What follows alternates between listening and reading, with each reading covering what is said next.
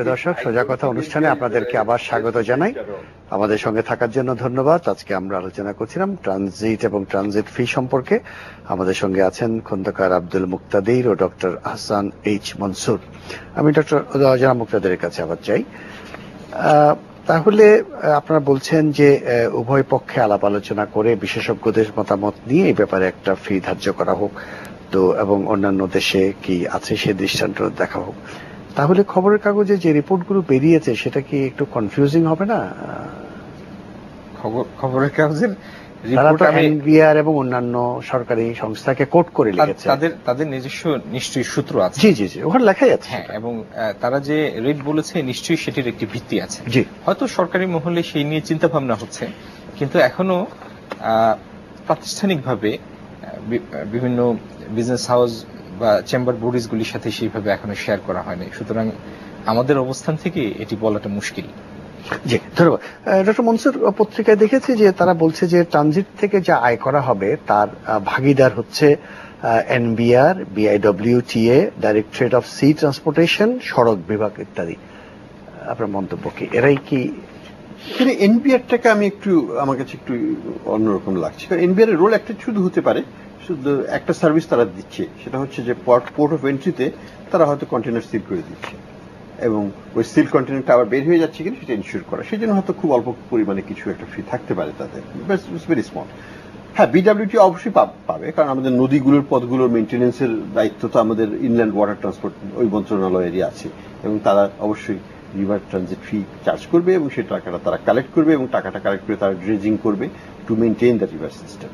Railway তো similarly তারা ট্রানজিটে কন্ট্রিবিউট করবে এবং so and the roads and হাইওয়েজের যেটা নিশ্চয়ই একটা ট্রানজিট ফান্ড করতে পারে, যেটার থেকে সেই টাকাটা ওইখানে যাবে এবং সেই টাকাটা আবার ওই রোডস অ্যান্ড হাইওয়েজের মেইনটেনেন্সে ওই রুটগুলোকে মেইনটেইন করার জন্য ব্যবহার করা হবে, সেটা যুক্তিসঙ্গত। এনবিআর এর রোলটা একটু লিমিটেড ওইখানে, তাদের শুধু হচ্ছে কাস্টমস পয়েন্ট অফ ভিউ থেকে যে এটা যাতে বাংলাদেশের অভ্যন্তরে পাচার না হয়ে যায় সেটাকে তারা দেখবে। ধন্যবাদ। এই ব্যাপারে আপনি কিছু বলবেন? এনবিআর তো অভ্যন্তরীণ রাজস্ব সংগ্রহ করে, ট্রানজিটের এই ব্যাপারটার সাথে রাজস্বের কিন্তু কোনো যোগ নেই। আমরা ট্রানজিট যদি প্রোভাইড করি সেটি একটি সেবা হিসাবে বিবেচিত হবে এবং সেই সেবার বিনিময়ে তারা একটি মাসুল দিবে, শুধুমাত্র যেটা আমরা আগে আলাপ করলাম, এবং যাদের সার্ভিস ব্যবহার করবে তাদেরকে দেবে। এই ক্ষেত্রে যেমন আমাদের অভ্যন্তরীণ যে সমস্ত যানবাহন চলাচল করে তার জন্য ফিজ আদায় হয় বিআরটিতে। এখন আমার ঠিক জানা নাই সরকারের এই পর্যায়ে এই নিয়ে কোনো স্থির চিন্তা ভাবনা আছে কিনা, কিভাবে এটি আদায় হবে বা কোন সংস্থা এটি আদায় করবে। সেই জন্য হয়তো এনবিআর এর ব্যাপারটি আলোচনায় এসছে। তবে দৃশ্যত মনে হয় এনবিআর এটির জন্য উপযুক্ত সংস্থা না। ধন্যবাদ জনাব মুক্তাদির। ডক্টর মনসুর, আমাদের তো 3 পথে ট্রানজিট হতে পারে, সড়ক, নৌ এবং রেলপথে। সেক্ষেত্রে বাংলাদেশের কোনটার উপর বেশি গুরুত্ব দেওয়া উচিত? বাংলাদেশের দিক থেকে লাভবান হওয়ার দিক কোনটা? দেখুন, আমাদের রেল সিস্টেম যদি এফিশিয়েন্ট হতো, আমি এটা আন্ডারলাইন করছি, তাহলে কিন্তু রেলটা খুব ভালো কাজ লাগাতে পারতাম। আমরা যদি ডাবল ট্র্যাক করে ফেলি বেনাপোলের থেকে all the way to Akhaura আর অল দ্য ওয়ে টু এদিক দিয়ে মেঘালয় ইত্যাদি, এদিকে পশ্চিমবঙ্গের এই মাথাটায় নিয়ে যেতে পারি, তাহলে কিন্তু আমরা রেল সিস্টেমটাকে খুব ভালোভাবে এফেক্টিভলি ইউজ করতে পারি ফর ট্রানজিট পারপাস। আর দু একটা লাইন দরকার হলে বাড়িয়ে নেওয়া যেতে পারে। তাছাড়া যেটা হচ্ছে মিক্সড ইউজ, যেটুকু অর্থাৎ নদী পথে এসে ওই সড়ক পথে আখাউড়া পর্যন্ত যাওয়া, সেটাও কিন্তু খারাপ কিছু নয়, কারণ সেখানে রোডের ইউজটা কিন্তু খুব মিনিমাল হবে। শুধুমাত্র আশুগঞ্জ ওই জায়গাটার থেকে সরাসরি আখাউড়া হয়ে ভারতে চলে যাবে, সেটাও আমাদের রাস্তার দিক থেকে কিন্তু ক্ষতি করে। এই দুটো কিন্তু খুব রেডিলি ইউজেবল। আর রোডটা হচ্ছে প্রবলেমেটিক, যেটা আগেও মুক্তাদির সাহেব বলেছেন যে এখানে ক্যাপাসিটি কম এবং আমাদের ধারণ ক্ষমতা, যেটা লোড বিয়ারিং ক্যাপাসিটিটা খুবই কম, বিশেষ করে ভারী যানবাহনের জন্য। 18 হুইলার যেগুলো ভারত থেকে আসতে পারে সেগুলোর জন্য আমাদের রাস্তাটা উপযুক্ত নয়। সেখানে আমাদের একটু বিনিয়োগ করতে হবে এবং একটু সময়ের ব্যাপার, কিন্তু করতে হবে। আমি মনে করি না যে বাংলাদেশকে এই কথা চিন্তা করে অন্যদিকে মুখ ফিরিয়ে থাকলে আমাদের দেশের জন্য সেটা ভালো হবে। আমাদের রোড সিস্টেম সত্যিকারের অর্থে পৃথিবীর one of the worst road system for our size of the economy. আমাদের যে একটা হাইওয়ে নাই, একটা ফ্রিওয়ে নাই, একটা দেশ যেটা $200 বিলিয়ন ইকোনমি এখন, সেখানে একটা ফ্রিওয়ে নাই, এটা 4 লেন চিন্তা করা যায় না এই বর্তমান বিশ্বে। আফ্রিকাতেও 4 লেন ছড়াছড়ি, জি জি, হ্যাঁ, সেখানে আমাদের দেশে একটা নয়, ঢাকা চিটাগাং এখনো 4 লেন করতে পারি। It's not a freeway by the way, just a congested road. Freeway আমাদের একটাও নাই এবং কোনো এখন পর্যন্ত কোনো সঠিক পরিকল্পনাও নেই। তো আমি মনে করি যে সরকারের একটু হলেও এই দিকে অবশ্যই নজর দিতে হবে, যাতে আমাদের রাস্তাগুলো এই বর্তমান অবস্থা থেকে বের হয়ে আমাদেরও জন্য ভালো হয় এবং সামগ্রিকভাবে আন্তর্জাতিক ট্রেনের জন্য এটা একটা ব্যবহার্য পথ হিসাবে পরিগণিত হয়। ধন্যবাদ জনাব মুক্তাদির। তাহলে ডক্টর মনসুরের কথা শুনে মনে হচ্ছে আমরা তাহলে বর্তমান অবস্থায় যদি ধরুন আগামী 6 মাসের মধ্যে ট্রানজিটের কাজ হয়, রোডটাকে আমরা লেস প্রায়োরিটি দেওয়া উচিত আমাদের দিক থেকে, যেহেতু আমার ইনফ্রাস্ট্রাকচারটা সেরকম নয়। ট্রানজিট কিন্তু বন্ধ না, না যখন পুরো দমে হবে। ট্রানজিট বন্ধ না, কারণ আমাদের রিভার ট্রানজিট যেটা, সেটি স্বাধীনতার পর থেকেই চলে আসছে। 72 সনে প্রথম আমরা চুক্তি সই করি, একটা ট্রেড এগ্রিমেন্ট হয়। 1980 সনে সেটা প্রটোকল অন রিভার ট্রানজিট হয় এবং সেখানে আমাদের পোর্ট অফ কল যেটা, সেরকম কয়েকটা পোর্ট অফ কলও নির্ধারিত ছিল। পরবর্তীতে এই 4টা পোর্ট অফ কলের জায়গায় ভারতীয় প্রস্তাব এসেছে 8টা করার জন্য। এবং আপনারা দেখেছেন যে এই যে পালাটানা যখন হয় আপনার ওই যে বিদ্যুৎ কেন্দ্রের জন্য যখন ভারী মালামাল নেওয়া হয়, তখন আশুগঞ্জকে পোর্ট অফ কল হিসেবে ব্যবহার করা হয়েছে। সুতরাং ট্রানজিট যে বন্ধ তা না। কথা হলো সড়ক ট্রানজিট দেওয়ার জন্য আমাদের সড়কগুলিকে ব্যবহার উপযোগী করতে হবে এবং যেটা আসান ভাই বলছিলেন যে আমাদের সড়ক ব্যবস্থা উন্নত করা দরকার আমাদের নিজেদের প্রয়োজনেই। আমরা যেন সারা বিশ্বের তুলনায় পিছিয়ে না পড়ি, সেজন্য আমাদের নিজেদের প্রয়োজনেই সড়কগুলিকে আধুনিক করা প্রয়োজন। যদি আমরা করি তখন সেটি ট্রানজিটের জন্য ব্যবহার করা যাবে। জি জি, ধন্যবাদ। আচ্ছা ডক্টর মনসুর, এই যে ট্রানজিটের সঙ্গে railway ministry, shipping, roads and highways, অনেক রকম মিনিস্ট্রি কিন্তু যুক্ত এর মধ্যে, ইভেন অর্থ মন্ত্রণালয়। তো এই ক্ষেত্রে কোঅর্ডিনেশনটা কিভাবে হবে? এটা তো একটা সেন্ট্রালি কোঅর্ডিনেশনটা কিভাবে হবে, কি হতে পারে? সেন্ট্রাল কোঅর্ডিনেশন তো যেটা গভর্নমেন্টের মোডালিটিজ করবে, যেমন prime ministers office can do it as the central convening authority এবং সব মন্ত্রণালয়কে নিয়ে বসে এটা সর্ট আউট করে দিতে পারেন, যেটা প্রথম দিকে কিন্তু হচ্ছিল। ডক্টর মশিউর রহমান এই বিষয়ে যেমন একটা সেন্ট্রাল রোল প্লে করছিলেন, এখন ওনাকে দেখা যাচ্ছে না। তো আমি মনে করি যে একটা সেন্ট্রাল রোল প্লে করতে হবে, কারণ যেহেতু একাধিক মন্ত্রণালয়ে বিভিন্ন মতামত আছে এবং তাদের নানান রকমের ডাইভার্জেন্স আছে এবং কিছু কিছু জিনিস আমি মনে করি যে আমরা একটু আলট্রা কনজারভেটিভ আমার কাছে মনে হয়। যেমন ব্যাংক গ্যারান্টি নিয়ে একটা কথা বলছে, এটা কিন্তু আমাদের সত্যিকার দেখলাম যে পৃথিবীর কতগুলো দেশে এটা প্রচলিত আছে এবং সত্যি সত্যি আমাদের দরকার আছে কিনা।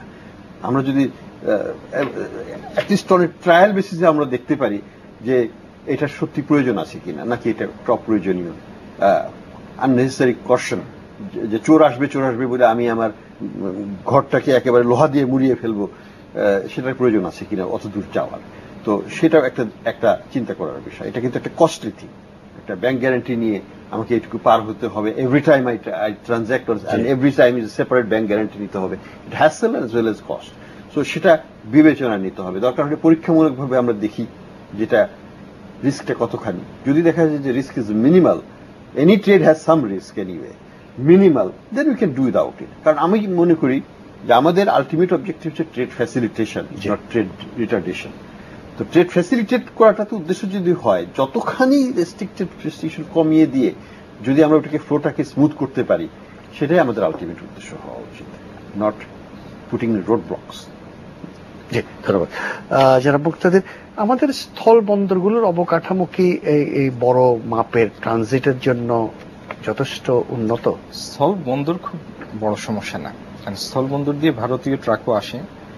আমাদের ট্রাকগুলিও ভারতীয় স্থল বন্দরের একটি নির্দিষ্ট সীমানা পর্যন্ত যায়। বেনাপুল, ওরা আসে বেনাপুলে, আমরা যাই পেট্রাপোলে। সমস্যা হচ্ছে একবার বাংলাদেশের ভিতরে ঢোকার পরে বাংলাদেশের আরেকটি সীমানা দিয়ে যখন ভারতে প্রবেশ করবে, এই মধ্যবর্তী অঞ্চলের রাস্তা পর্যাপ্ত সংখ্যক ভারতীয় ট্রাক পরিবহনের জন্য উপযুক্ত না। সেটা শুধু ভারতীয় বলে না, আমাদের নিজেদের ট্রাকের জন্য সেটি পর্যাপ্ত না। আর ভারতীয় ট্রাকগুলি আমাদের তুলনায় প্রায় দ্বিগুণ মালামাল পরিবহন করে। তবে একটি জিনিস যেটা আমরা আগেও আলোচনা করলাম, আমাদের নিজেদের প্রয়োজনেই খরচে সাশ্রয়ী হওয়ার জন্য, যাতে আমরা বড় লরি চালাতে পারি, পরিবহনের খরচ কমে আসে, সেই রকম উপযুক্ত করে আমাদের পণ্য পরিবহন ব্যবস্থার উপযোগী করে সড়ক সংস্কার এবং নতুন সড়ক তৈরি করার প্রয়োজন, সেটি আমাদের নিজেদের প্রয়োজনে। আমরা আগামী 2021 সনে শুধু তৈরি পোশাক শিল্প থেকে $50 বিলিয়ন আমাদের লক্ষ্যমাত্রা আমাদের প্রজেকশন, এবং ওয়ার্ল্ড ব্যাংক, IMF, ইভেন যারা ক্রেতা প্রতিষ্ঠান, H&M এর সিইও, বিজেমির প্রেসিডেন্ট প্রত্যেকেই বলছেন যে $50 বিলিয়ন ইনফ্রাস্ট্রাকচার আমাদের নাই।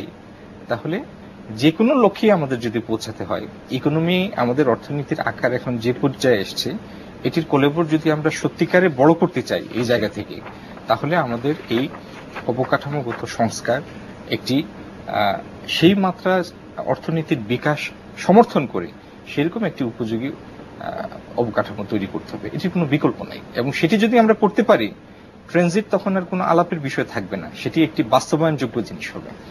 এখন আমরা যতই ট্রানজিট করি, সড়ক পরিবহনের ট্রানজিট আমরা খাতাপত্র সই করে দিয়ে দিতে পারি, কিন্তু বাস্তবে সেটি খুব একটা আলোর মুখ দেখবে না। হয়তো টিভিতে দেখার জন্য 2, 4, 5টি 6টি ট্রাক চলতে পারে, কিন্তু যারা পণ্য পরিবহন করবেন তারাও 2 দিন পরে উৎসাহ হারিয়ে ফেলবেন যখন দেখবেন যে এটির মধ্যে হেপার পরিমাণ অনেক বেশি। এটা কি শুধু ইনফ্রাস্ট্রাকচারের অভাব? শুধু ইনফ্রাস্ট্রাকচার। তো আমরা এটা তো খুব সম্ভব জানুয়ারি থেকে এই চুক্তি কার্যকর হতে পারে, যেটা ভুটানে হয়েছে। তো তার জন্য প্রস্তুতি তো মোটর ভেহিকেল এগ্রিমেন্ট। সেই মোটর ভেহিকেল এই পর্যায়ে আরেকটি কথা না বললেই নাই, আমাদের মধ্যে এই উপমহাদেশের মধ্যেই কনজারভেটিজম, মানে আমরা এত বেশি কনজারভেটিভ, অথবা আমরা যে কোনো জিনিস করতে গেলে আগে থেকে এত বেশি সংকুচিত এবং শঙ্কিত হয়ে থাকি, সন্দেহ প্রবণতা আমাদের মধ্যে এত বেশি সতর্ক হয়ে যাই, আমরা এমন জিনিস করি যাতে আলটিমেটলি জিনিসটার বাস্তবায়নযোগ্য হয় না। আমরা বহুদিন থেকে ভারতের সাথে টেরিফ নন টেরিফ ব্যারিয়ার বলি। আপনাকে আমি একটা মজার দৃষ্টান্ত দিতে পারি। এই 7টি রাষ্ট্রের, এই যে উত্তর পূর্ব অঞ্চলে ভারতের 7টি রাষ্ট্র, 7 সিস্টারের সমগ্র এই 7 সিস্টারের ইম্পোর্ট করার জন্য ভারতের একটি মাত্র শহরের একটি মাত্র ব্রাঞ্চ এতদিন অথরাইজ ছিল, এখন না, আজকে থেকে কয়েক বছর আগ পর্যন্ত। এবং 7টি রাজ্যের, যে রাজ্যের ইচ্ছা হোক, ব্যবসায়ীর ইচ্ছা হোক, আমদানি করবে, তার আসতে হবে গৌহাটিতে, এসে সেইখানকার ব্যাংকে এসে ঋণপত্র খুলতে হবে। এই শত মাইল যাত্রাপথ সমাপ্ত করে সে এসে পণ্য পরিবহনের জন্য, মানে মালামাল আমদানির জন্য এলসি করবে, এই চিন্তাতেই এলসি হতো না, পণ্য আমদানি হতো না। আমরা এখন এই মোটর ভেহিকেল এগ্রিমেন্ট যেটা করলাম, সেটার সাথে আমরা ব্যাংক গ্যারান্টি দিয়েছি, এত শর্ত দিয়েছি। আরে আমাদের যদি নিরাপত্তা নিয়ে আমরা শঙ্কিত থাকি, সেটার জন্য তো আমাদের যে নিজ দেশের ভিতরকার যারা সন্ত্রাসী, ক্রিমিনাল যারা আছে, মানে আইন শৃঙ্খলার বিপক্ষের লোক যারা আছে, তারাই যথেষ্ট। বাইরে থেকে কোনো দেশে গিয়ে কারো কিছু করতে হবে না। আমরা যদি আমার দেশে একজনকে ঢোকাই, বা ভারত যদি তার দেশে একজনকে ঢোকায়, ও কি নিরাপত্তা তল্লাশি ছাড়া এমনি ঢুকতে দিবে? এই সমস্ত জিনিস করে এত কষ্টে অর্জিত, এত কষ্টে লব্ধ একটি চুক্তির ফলাফল অর্জনের সম্ভাবনাটাকে নষ্ট করে দেওয়া হচ্ছে, যেটি আমরা দ্রুত অর্জন করতে পারতাম। মোটর ভেহিকেল এগ্রিমেন্টটা হওয়ার পরে পণ্য এবং বিশেষ করে মানুষ চলাচলের যে মানে প্যাসেঞ্জার ট্রান্সপোর্টেশনের যে পথটা খুলে যেত, এক্সপ্লোর করার যে আগ্রহ মানুষের মধ্যে হতো, গাড়ি নিয়ে চলে যাওয়া, ওই দেশ থেকে গাড়ি নিয়ে আসা, এই জিনিসটি তো বাস্তবে ঘটবে না। হয়তো আরো 2, 4, 5, 10 বছর পরে আরো কোনো অগ্রসর রাজনৈতিক নেতৃত্ব, সব দেশের কথা আমি বলছি, তারা হয়তো কোনো একটি সাহসী পদক্ষেপ নেবেন, তারপরে এইসব চুক্তি আলোর মুখ দেখবে। ধন্যবাদ। এই সঙ্গে আপনি কিছু যোগ করবেন? আমি পুরোপুরি ভাবে একমত। কারণ আমার কাছে এটা খুব সাহসী কিছু মনে হয় না। আমার কাছে মনে হয় যে আমরা ভীতু, আমরা ভারতীয়, আমাদের ব্যুরোক্রেসি, ভারতীয় ব্যুরোক্রেসি সবগুলোই যেন আল্ট্রা কনজারভেটিভ, শঙ্কিত। এবং আমার কাছে কেন জানি মনে হয় সবকিছুই ওই যেটাকে নিরাপত্তার চশমা দিয়ে দেখা হয়, যে যেন সব চুরি হয়ে যাবে, সব সন্ত্রাসীরা ঢুকে যাবে। আমার কথা হলো, যেমন ভিসার কথাই ধরি, যেটা মানে অন্যান্য দেশে যত উদার ব্যবস্থা, আমরা বাংলাদেশ, ভারত সেটা হচ্ছে না। এবং এটা কোনোদিন কেউ ভিসা নিয়ে কি রাইফেল নিয়ে নামছে কোন এয়ারপোর্টে? আমি তো শুনি নাই কোনোদিন। তাদের যাওয়ার জন্য যথেষ্ট পথ আছে, যদি তারা ভারতে যেতে চায়, বিরাট বর্ডার যেখানে, তাদের জন্য সবকিছু অবারিত, তার এয়ারপোর্ট দিয়ে কেউ যাবে না, বা বেনাপোল দিয়ে কেউ যাবে না। কাজে এখানে আমি মনে করি যে এই সংকীর্ণ মনোভাব আমাদের দুই দেশকেই কিন্তু পিছিয়ে দিচ্ছে। আচ্ছা, এটা কি করে হলো যে দুই দেশের রাজনৈতিক নেতৃত্ব এবং আমলাতন্ত্রের একই রকম সংকীর্ণ এবং একই রকম সন্দেহপ্রবণ? আমার মনে হয় যে রাজনৈতিক নেতৃত্ব একটু উদার, আমলাতান্ত্রিক এটা আরো কঠোর, এবং যে কারণে ওই রাজনীতিকবিদদের সিদ্ধান্তটা আমলাদের কাছে এসে আটকে যায়, লকটাও এক হয়ে যায়, একেবারে যেন তালাবদ্ধ ঘর, ঢুকতে পারবে না। তো এই জিনিসটাতে বেরোতে পারিনি কিন্তু আমরা। এটা সেই বাজপেয়ীর সময় যে সব কথা বলা হয়েছিল সেগুলো ভারতীয় ব্যুরোক্রেসিতে আটকে গেছে, আমাদের এখানেও কিন্তু আটকে যায়। আমরা অনেক সময় আমাদের নিজেরটা দেখি না, কিন্তু আমরাও কিন্তু কম না দুই দেশেই।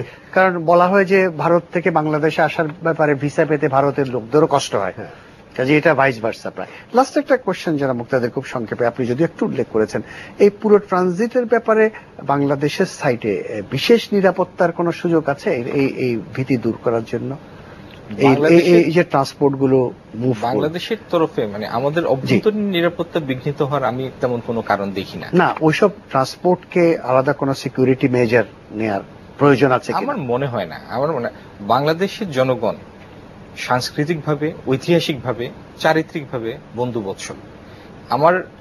আর এটি তো বাণিজ্যের একটি অধ্যায়। আমার মনে হয় না যে আমাদের মধ্যে এরকম কোনো সংকীর্ণতা আছে যে বহির্বাণিজ্যের জন্য তো আমরা অনেক উদার। এই দেশ কবে থেকে শুরু করে আজকে 25, 26, 27 বিলিয়ন ডলার এক্সপোর্ট করে। আমাদের লোকরাই তো বাইরে যায়, এবং বাইরের লোকরা এই পরিমাণে আমাদের দেশে কাজ করে এই আপনার মিডিয়াকল লেভেলে, মিড ম্যানেজমেন্টে, যে এখান থেকে বছরে অর্থমন্ত্রীর ভাষ্য মতে 4 বিলিয়নের রেমিটেন্স যায় শুধুমাত্র মিড লেভেল ম্যানেজমেন্টে যারা আছে। তো তারা তো এই দেশেই বসবাস করে, এখানেই চাকরি বাকরি করে, এই শহরে অথবা চিটং, সিলেট ইত্যাদি শিল্প শহরগুলিতে থাকে। আমার মনে হয় না এটি কোনো সমস্যার কথা। এবং প্যাসেঞ্জার পরিবহন করে মৈত্রী এক্সপ্রেস এবং অন্যান্য বাস টাস তো যায় আসে, প্রচুর বাস যাচ্ছে। আমি শুনিনি কেউ এইসব বাস এবং ট্রেনের দিকে বাঁকা চোখে তাকিয়েছে। ধন্যবাদ খন্দকার আব্দুল মুক্তাদি, ধন্যবাদ ডক্টর হাসান ইস মনসুর। প্রিয় দর্শক, আমাদের নির্ধারিত সময় শেষ হয়েছে। আজকে আমরা আলোচনা করছিলাম ট্রানজিট এবং ট্রানজিট ফি নিয়ে। এটা আমাদের দেশের রাজনীতি এবং অর্থনীতিতে খুব আলোচিত একটি বিষয়। সাম্প্রতিক কালে এই ট্রানজিট ফি প্রসঙ্গটা উঠেছে গণমাধ্যমে, তার সূত্র ধরে আমরা আলোচনা করছি। তবে আমাদের আলোচনা শুধু ট্রানজিট ফির মধ্যে সীমাবদ্ধ থাকেনি। আমরা ট্রানজিটের যে বিরাট সম্ভাবনা সৃষ্টি হয়েছে সে ব্যাপারে বাংলাদেশের করণীয় কি কি সেই সব বিষয়ের উপর আলোকপাত করেছি। এবং সবচেয়ে যেটা গুরুত্বপূর্ণ আমরা মনে করছি যে যেহেতু এটা একাধিক মন্ত্রণালয়ের সঙ্গে যুক্ত বিষয়, সেই জন্য একটা সেন্ট্রাল কোঅর্ডিনেশন বোর্ড বা কমিটি প্রধানমন্ত্রীর কার্যালয়ে হোক, অন্য জায়গায় হোক, থাকা খুবই দরকার। কারণ এটা বিভিন্ন মন্ত্রণালয়কে বিচ্ছিন্নভাবে সিদ্ধান্ত নিতে দিলে এটা হিতে বিপরীত হতে পারে। এবং যেহেতু এটা শুধু আমরা ভারত, নেপাল বা ভুটানের সঙ্গে ট্রানজিটের বিষয়ের মধ্যে সীমাবদ্ধ দেখতে চাচ্ছি না, অদূর ভবিষ্যতে এটা এশিয়ার বিভিন্ন দেশের সঙ্গে ট্রানজিটের ব্যাপারে সম্প্রসারিত হবে। তার কিছু কিছু আলামত আমরা লক্ষ্য করছি, কিছু কিছু উদ্যোগ লক্ষ্য করছি, কিছু কিছু অঙ্গীকার আমরা লক্ষ্য করছি। কাজে আগামী 10 থেকে 15 বছরের মধ্যে এশিয়ার মানচিত্রে একটা বড় রকমের পরিবর্তন আসবে অর্থনীতির জগতে, এবং সেখানে বাংলাদেশ যেন তার প্রকৃত ভূমিকা গ্রহণ করতে পারে, পালন করতে পারে। সেজন্য যা যা দরকার, নীতি দরকার, অবকাঠামো দরকার, সবগুলো যেন আমরা আস্তে আস্তে তৈরি করতে পারি। সেরকম সুদূর প্রসারী দৃষ্টিকোণ থেকে এই ট্রানজিটের পুরো বিষয়টি দেখা উচিত বলে আমরা মনে করছি। আশা করি সরকারও অত্যন্ত ইতিবাচকভাবে সেভাবেই চিন্তা করছে। আমরা ভবিষ্যতে ট্রানজিট নিয়ে নতুন কোনো ইস্যু তৈরি হলে সেটা নিয়ে আবার আলোচনা করব। এই প্রতিশ্রুতি দিয়ে আজকের সোজা কথা অনুষ্ঠান আমরা এখানে শেষ করছি। সবাইকে অনেক ধন্যবাদ। খোদা হাফেজ।